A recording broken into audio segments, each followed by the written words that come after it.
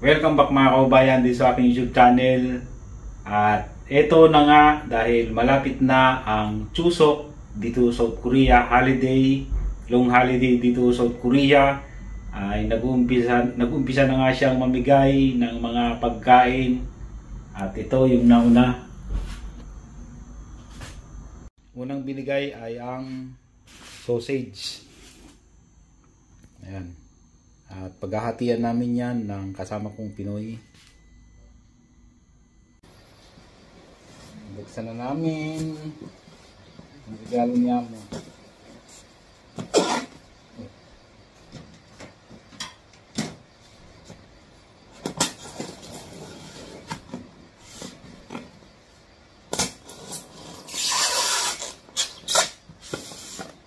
Ang nalagay ka ano, pag-picture. Pili kong sa malamig. Galing pa naman ang Europe tong ano na to, sausage.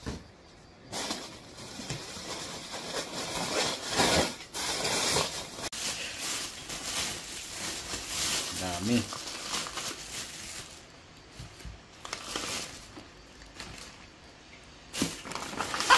Ano? Tingnan muna natin.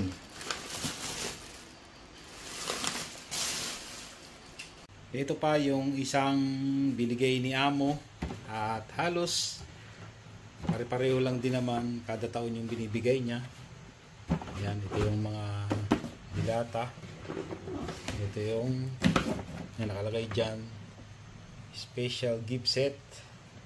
May mantika dito, tapos mayroon ding dilata at buksan natin para malaman natin kung ano ang laman yan.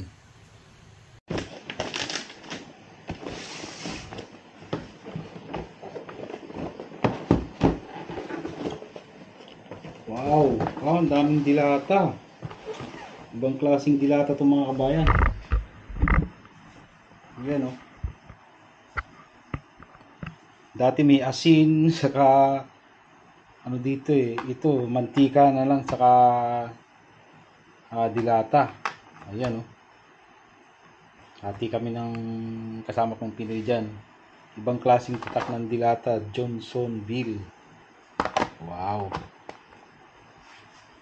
Tapos buksan natin ulit ito.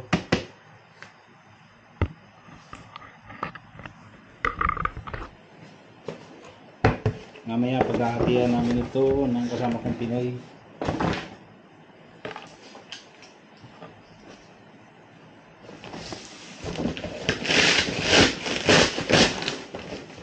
Ito marami itong laman mga kabayan. Bigat.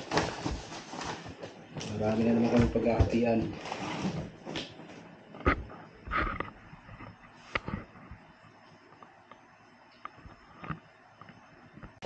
Yan, ito marami. Yan. Yan naman lagi. Ito yung dilata na isda. Ito yung rich ham. Yan. Ito yung mapaparte ko dito ay dadalhin ko pag bakasyon ko sa Pilipinas.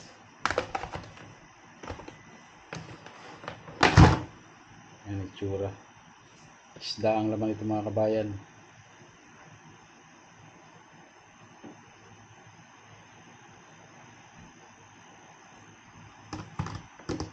Okay, at hihintayin pa namin yung ibang ibibigay ni boss baka bukas. Hatiin namin ni Bay.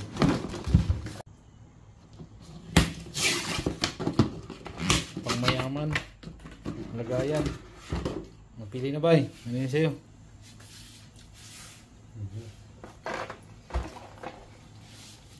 Kailangan mo ng box? Pakay yung box. Oh, sige.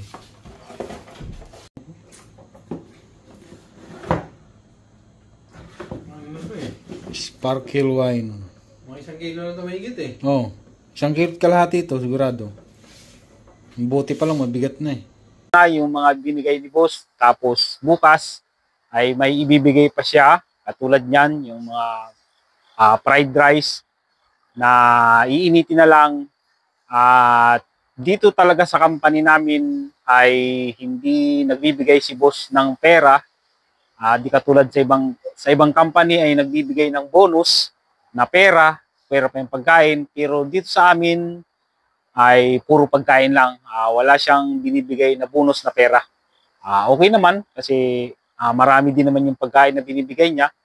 At yung bonus ay hindi naman obligado ang company na magbigay niyan.